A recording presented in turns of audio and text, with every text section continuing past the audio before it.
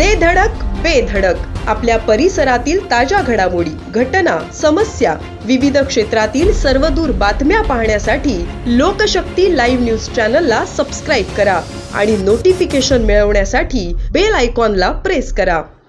आयात निर्यात प्रक्रियेला गती देण्यासाठी उरण तालुक्यात उभारलेल्या JNPAच्या चौथ्या बंदराला जोडणाऱ्या उड्डाणपुलाजवळील मार्गाचा काही भाग अचानक खचल्याची धक्कादायक घटना समोर आली आहे.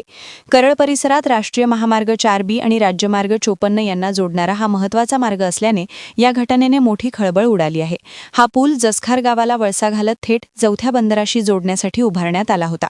मात्र पूल सुरू होऊन अवघ्या काही कालावधीतच पुलाला जोडणारा रस्ता खचल्याने कामाच्या गुणवत्तेबाबत प्रश्नचिन्ह उपस्थित होत आहेत. सुरक्षेच्या कारणास्तव या मार्गावरील वाहतूक तात्पुरती बंद करण्यात आली असून प्रशासनाकडून युद्धपातळीवर दुरुस्तीचं काम सुरू आहे.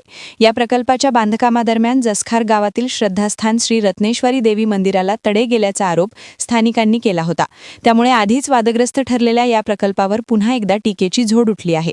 दरम्यान काही दिवसांवरच रत्नेश्वरी देवीचा जत्रोत्सव असल्याने या परिसरात मोठ्या प्रमाणात भाविकांची गर्दी अपेक्षित आहे.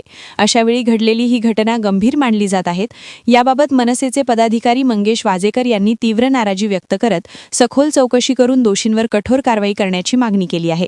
तसेच उरणकर नागरिकांकडूनही या कामाच्या दर्जाची काटेकोर तपासणी करण्याची गरज व्यक्त केली जात आहे. पुलाला 2 वर्ष पण झाली आणि जेलपिढी तर मोठी अवजड वाहनांची रहदारी होती आणि ग्रामस्थांनी यासाठी विरोध केला होता कारण त्याची फायलिंग चालू होती. तेव्हा रत्नेश्वरी देवीच्या देवळाला तडे गेले होते मोठ्या प्रमाणात. ग्रामस्थांनी आणि मी स्वतः तालुका उपाध्यक्ष सचिव आहे, मी स्वतः घेऊन एक विरोध केला होता. आताची परिस्थिती अशी आहे की आता 10 तारखेला आमचं पालखी सोहळा यात्रा आहे आणि पालखी सोहळा मोठ्या थाटामाटात होतो. त्या उत्सवात आम्ही लोक सध्या आहेत, सगळी तयारी आमची ती चालू आहे. ती चालू असताना आता आमच्या नजरेत असा आला की आता बनलेला पूल तिथं ह्या मोठ्या प्रमाणात जे तडे गेल्याने खचला येतो अक्षरशः, जेणेकरून उद्या कुठलाही मोठा अपघात होऊ शकतो, जीवितहानी होऊ शकते. याच्याकडं हे नक्कीच याच्यात मला दिसतंय की काहीतरी मोठा घोटाळा दिसतोय. नक्की यांनी काय बांधकाम केलंय? यांना सगळं माहिती असताना की इथनं गाड्या धावणार, तर लोडेड गाड्या धावणार आहेत, हेवी व्हेकल धावणार आहेत, तसंच बांधकाम व्हायला पाहिजे होता. तरी तो न होता आत्ताच एवढी याची परिस्थिती झाली आहे, तर पुढच्या काळात याची परिस्थिती काय होईल? लागूनच इथं आता पार्क बनवलं जनपेठीनी.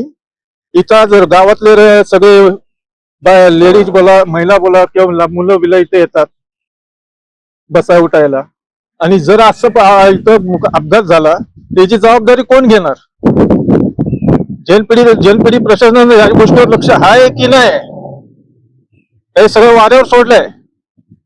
आणि असं असेल तर आम्ही मनसे म्हणून आणि ग्रामस्थ म्हणून हे कधीच सहन करून घेणार नाही.